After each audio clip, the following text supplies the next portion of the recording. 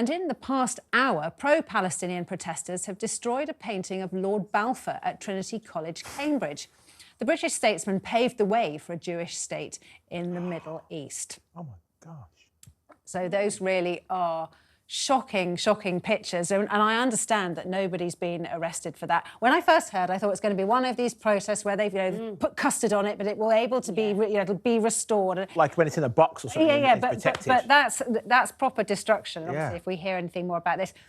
On the Robin Simcox story, I'm uneasy. I've always been uneasy about him as an individual. Why? You know, he's described as an independent Tsar, and his background is deeply political. He's a very, very divisive political figure. He was a big figure in the Heritage Foundation in the States. He's very closely linked to Banner, to Trump. He was integral to Liz Truss's speech over there. He was a Margaret Thatcher Fellow at the foundation. He allegedly believes in the Great Replacement theory.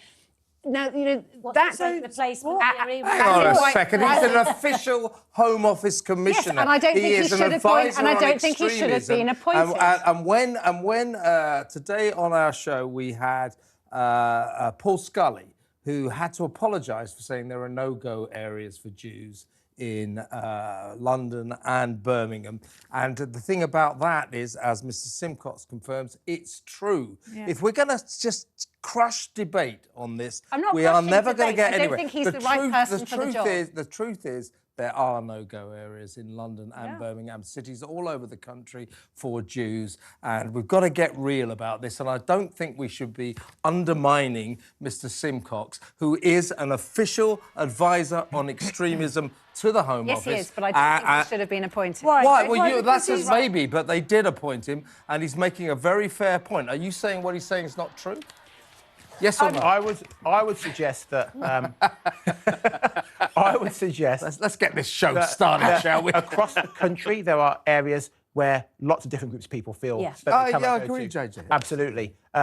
Kevin, you and I have been on these pro-Palestinian marches. Yeah. I would say, for my Jewish friends, don't go. If you and that does make then some of London at certain times a no-go area. But in the same respect, as I said before about Stoke-on-Trent, where I went to university, there were no-go areas for not just ethnic minorities, but students, full stop. And not just at weekends. And not just at weekends. Because that's the point about lots of cities have no-go areas. It doesn't mean it's OK that they should be no-go areas. But it's not that extreme a thing to say that parts of cities at certain times of day or night are no-go areas. There's lots of places I wouldn't go. Daisy, I'm a little bit disturbed by the comments you make, because in essence, what I think you're saying is that the individual concerned, as Kevin said, has a very senior official position, is a bit right of centre. Is that your problem? That is basically your problem. That is not. Plenty of lefties at least. What did he say that's wrong? OK, the Great Replacement theory, do you know what that is? That is the theory that America and Europe, white people are being replaced by brown people. Yeah. It is a deeply, deeply divisive. It has been a theory. Never mind about that. What is it? You asked the question and then that's the answer. What is it that he said that you think is wrong? OK, I think that Never mind about him. What did he say that is wrong? Okay, in his wider comments, apart from the no-go areas... Which is true. Kevin, are you going to let... Can you stop interrupting me, Kevin? Yeah. It's really rude.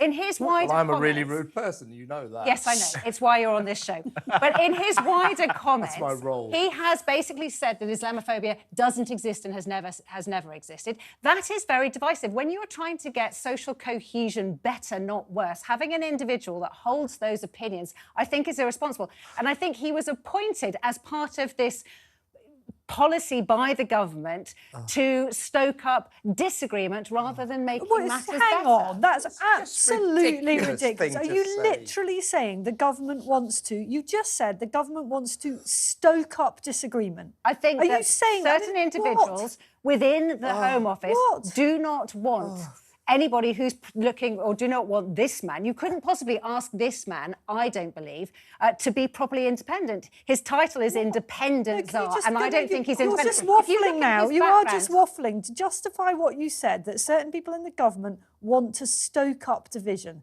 Yes. How do you justify that? Because they want that. A lot of them. Why would they want that? They're the to government. win The votes. last thing they want is It's why a anarchy. lot of politicians take a certain position. You know, and you and I have discussed this many, many times, that we know politicians take public positions on things that they don't privately believe in. And I know that you think that because we've discussed it before. Left and right, they do it. Of course they do. And that's what I'm saying saying is the Home happening Office here. is setting out to stoke up division.